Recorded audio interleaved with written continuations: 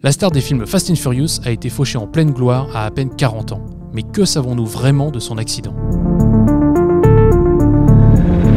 Paul Walker était célèbre pour la saga Fast and Furious, dans laquelle il a joué le personnage de Brian O'Connor pendant 6 films répartis sur 12 ans. Star de la franchise avec Vin Diesel, cet acteur qui adorait les courses automobiles est mort dans un accident de voiture aussi soudain que violent. Pris de court, les fans ont été sous le choc. La production de Fast and Furious aussi. Mais pourquoi le décès de Paul Walker nous a-t-il tant traumatisés ? Dire qu'on croyait qu'on pouvait pas faire. Oh le délire. Nous sommes le 29 octobre 2013. Vin Diesel partage une photo de Dwayne Johnson sur le tournage de Fast and Furious 7. Leur partenaire de jeu, Paul Walker, est en pleine forme. Il vient de tourner le thriller Hours, dans lequel sa prestation a été remarquée, et il est ravi de retrouver ses potes pour filmer le nouvel opus de leur saga, qui cartonne dans le monde entier. À cette époque, Walker donne une interview dans laquelle il assure que cet épisode 7 sera suivi d'un 8, et que le studio réclame même un 9 et un 10. Il ignore alors que pour lui, l'aventure va brutalement s'arrêter. Ce n'est pas un hasard si Paul Walker a été recruté dans Fast and Furious dès le premier film. C'était un amateur de course automobile et il a même participé à des compétitions. En parallèle de Fast and Furious 7, l'acteur prépare d'ailleurs une exposition de voitures. Le 30 novembre, à 15h30, Paul Walker et son ami Roger Rodas quittent un événement caritatif au profit des victimes du typhon Haiyan.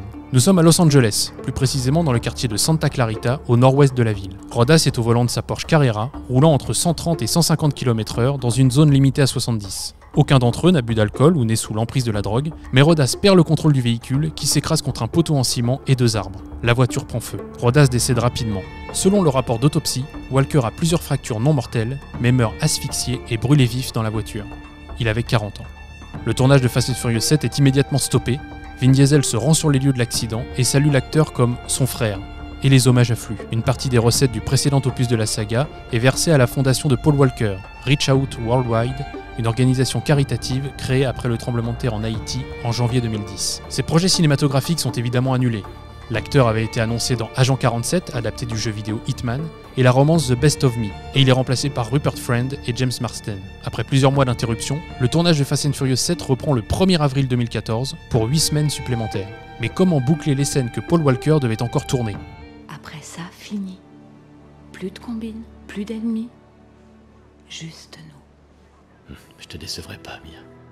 La production choisit de faire appel à ses frères, Caleb et Cody, pour servir de doublure sur lesquelles le visage de Walker est numériquement rajouté. En parallèle, le film est entièrement réécrit pour permettre de dire en quelque sorte au revoir à l'acteur et à son personnage, Brian O'Connor.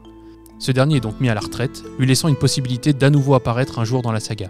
En attendant ce jour, le futur de la saga franchira peut-être le pas en montrant à nouveau le personnage et donc Paul Walker à l'écran pour la première fois depuis sa disparition. À 40 ans, Paul Walker avait toute la vie devant lui, et une carrière qui aurait dû suivre celle de Vin Diesel à la tête de la franchise d'action qui a fait leur succès. L'injustice apparente de sa mort et sa soudaineté a laissé ses fans du monde entier sous le choc. Des questions qu'elle a soulevées, faut-il recréer l'acteur décédé numériquement, et si oui, comment ? Au vide qu'il a laissé, et qui est adressé dans tous les opus suivants de la saga, sa mort accidentelle a marqué une génération de spectateurs.